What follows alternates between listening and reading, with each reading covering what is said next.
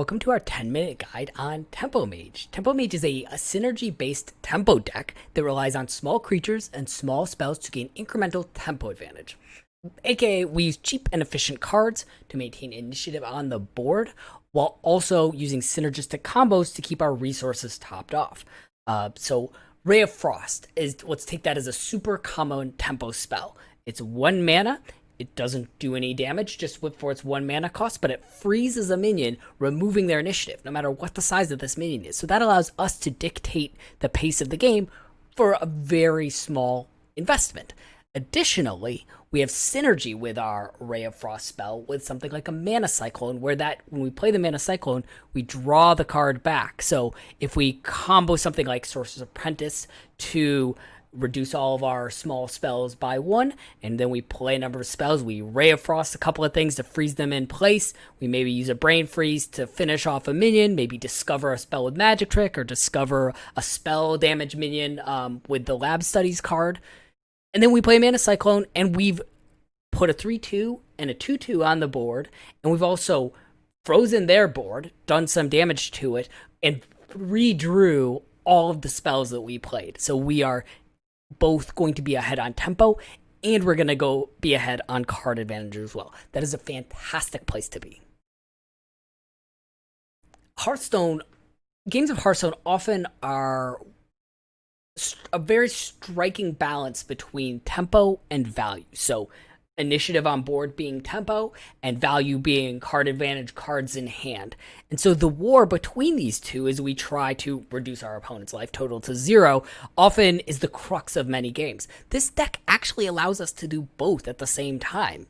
Pretty great stuff. And so this allows us to come up with a pretty simple sounding game plan. Build board pressure while drawing resources. It puts our opponent in a very difficult position, as they can often fall behind on tempo and card advantage and just have to play from a desperate point of view in order to claw their way back into the game. Meanwhile, we're chipping damage at them with two attack minions, 3 attack minions, and we're controlling the board, getting this chip damage in as we work their life total down. I really do feel like this deck is a sleeper right now. HS Replay calls it Small Spell Mage, and actually the list that they have is not really what I believe is optimal by any means. And it's listed at like a 46% right now, and if we only look at Legend, it's a 50%. This win rate, I think, is really low due to a couple of things. One is that there's a fundamental misunderstanding of what the deck is supposed to do. Good news, we already solved that. Play to the board while drawing cards. But the second one is that there's a wide variety of lines that present different paths to victory. You get a lot of random spells back into your hand, and so you have to kind of complexly think your way through the situations and figure out what you want the board state to look like at the end of every turn, what's the most advantageous for you, as well as anticipate what your opponent might come back with. But that's great. That's fun. That's Hearthstone. These sorts of puzzles is what we're here for. So here is an example. I have this random Devolving Missiles in my hand, not great at it, and I totally biffed this. Like, sure, there's some bad RNG there, but I should have pinged the 1/1 first. Guaranteed I hit that 9/9, and instead I don't affect the board at all. This pause here is me recovering my composure as I remember not to tilt, and everything goes okay. I play my taunts, I, finish my quest, I draw a card, I still have a good position on the board, and I'll come back and win the game later. I kept my composure, I pinged the 1/1, the Devolving Missiles did what I needed it to do, my lethal's right there. Teed up right for me, so let's go. Remember not to tilt. It's hard, but remember to not tilt. So the list I'm running, I got from Asmo, watching his stream shortly after the expansion came out. I just made one tweak. I put Shadvala in, I took Potion of Illusion out. I found Potion of Illusion to be a little too clunky. Certainly not saying that my choice is correct, just that I'm not as big brain as Asmo, but that's obvious. He's a fantastic player. And while I don't really think win rate is a great measurement of success, due to a very small sample size and Hearthstone variants and whatnot, time it takes to learn the deck, I think I'm at like a 60% or slightly over right now, so pretty good. Asmo was at 10-0 when I picked up the deck and decided to fully crafted out. And I did go 9-1 as I was completing my legend climb, so it's definitely a viable deck. To delve into our game plan a little bit deeper, let's talk about playing to the board. Tempo Mage has always won through creature damage. People might remember dying to a fireball, but that fireball may have been sitting in the mage's hand for 6 turns, just doing nothing, while the creatures swing in for 1, 2, 3 points of damage again and again and again. That chip damage is what ultimately wins the game. So yeah, this deck runs no burn. It's too clunky, it doesn't fit our core game plan, and we often do end up drawing it from Mana Cyclone, Evocation, or Wand Thief. Mana Giant and Shambhala and Raz, to a certain degree, are the big payoffs, as they replace the pre-nerfed Mana Wyrms without being too swingy. If you recall, Mana Wyrms back in the day was like tremendously high win rate if you draw it, if you play it on the turn 1, and it falls off significantly. So this version of Tempo Mage is much more consistent and fun, in my opinion, because you're not reliant on drawing a single card. So if we do, it feels so great to go like spell, freeze damage, cyclone, and then draw a bunch of cards, 0 mana, 8/8. Like, fantastic. Or spell, 5/5. Spell, 5/5. Like, these are great turns that can just win the game right there, of course. They're your wombo turns, and once those giants come down, it can really put your opponent in a very difficult position because they're already likely to be behind on board and potentially even behind on card advantage as well because of the amount of cards that we are drawing. So with this in mind, let's talk about mulliganing a little bit. We're always going to keep Lab Partner. We're always going to keep Archmage Solarian, keep Firebrand, Wand Thief, Star Scryer, Sorcerer's Apprentice.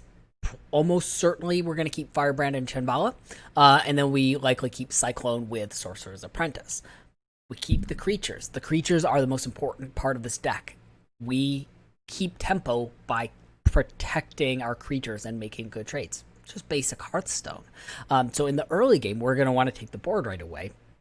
Lab Partner, Star Scryer, the things mentioned before. And if we don't have the board, we need to figure out how to take it back. Firebrand is fantastic for this. Sorcerer's Apprentice, Mana Cyclone, also fantastic for this because we are able to use our super efficient spells, draw them back while taking the board. Sorcerer's Apprentice and Mana Cyclone, we don't want to wait too long for these. Drawing 6 cards might feel great, but a turn 4, turn 5 combo and drawing 2 or 3 cards can often just secure you the game right there, as we now have the board. We're refilled our hands, and we're in a position to hold on to this advantage, protecting our creatures, and start executing on, getting that chip damage in and continuing to lock our opponent out of the game or out of the initiative with our efficient spells. Quick note on Sorcerer's Apprentice and Mana Cyclone. These two do not need to be played together. Sometimes you don't need that that cost reduction to draw a bunch of cards from Mana Cyclone. Sometimes you just need the tempo by the cheap spells from Sorcerer's Apprentice and you don't have the Cyclone in hand. Don't feel like you have to play them together. They are perfectly good cards independent of each other. I want to talk a little bit about the tendency to hold cards for too long. This is a tempo deck. You don't want to be holding cards when you can gain a tempo advantage. Shambhala is a 3-mana 2/5. That's hard to kill on turn 3.